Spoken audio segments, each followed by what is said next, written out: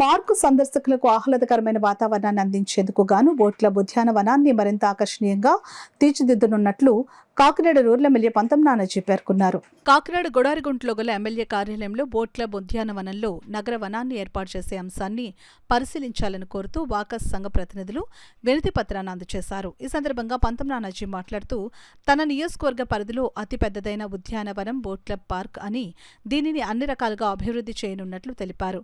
వాకస్ సంఘ అధ్యక్షులు అడబాల రత్నప్రసాద్, కార్యదర్శి డాక్టర్ దాసరి శ్రీధర్, చింతపల్లి సుబ్బారావు, నిమ్మకాయల వెంకటేశ్వరరావు, గల్లా సుబ్బారావు, రాజా, గోపి తదితరులు ఎమ్మెల్యేలను కలిసిన వారిలో ఉన్నారు. ఆహ్లాదకరమైన వాతావరణాన్ని ఇవ్వాలని సదుద్దేశంతో ముందుకు పోతా ఉన్నారు. ఆ తరుణంలో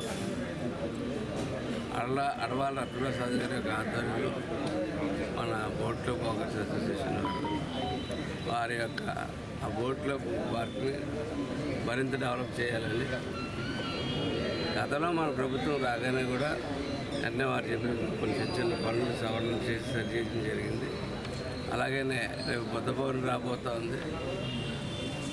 అప్పుడు మన పాత కలెక్టర్ గారు రవిచంద్ర గారు ఆలోచన మేరకు మనం అక్కడ బుద్ధుడి విగ్రహం ఒకటి మనం నెలకొల్పడం జరిగింది. అది యాక్చువల్గా చెరువు మధ్యలో పెద్దది పెడతామని ఒక ఆలోచన అప్పట్లో ఉండేది, కానీ అది ఎందుకు కార్యాచరణ చెందలేదు. కానీ ఇప్పుడు ఉన్నటువంటి ఈ విగ్రహానికి లైటింగ్ ఏర్పాటు చేయమని చెప్పి కోరడం జరిగింది. నేను మున్సిపల్ అధికారుల దృష్టిలో తీసుకెళ్ళి తప్పకుండా దాన్ని ఏర్పాటు చేస్తానని చెప్పి తెలియజేస్తూ మరిన్ని పార్కుల్లో ఇదే రకంగా నగర వాతావరణం తయారు చేసుకోవాలని చెప్పి నేను కోరుకుంటూ దానికి చుట్టుపక్కల ఉన్న కంపెనీలు ఆల్రెడీ గవర్నమెంట్ అది కొంచెం సహకరిస్తూ ఉన్నారు. అలాగే ఇతర కంపెనీలు కూడా కొంచెం సహకరించి మన నగరాన్ని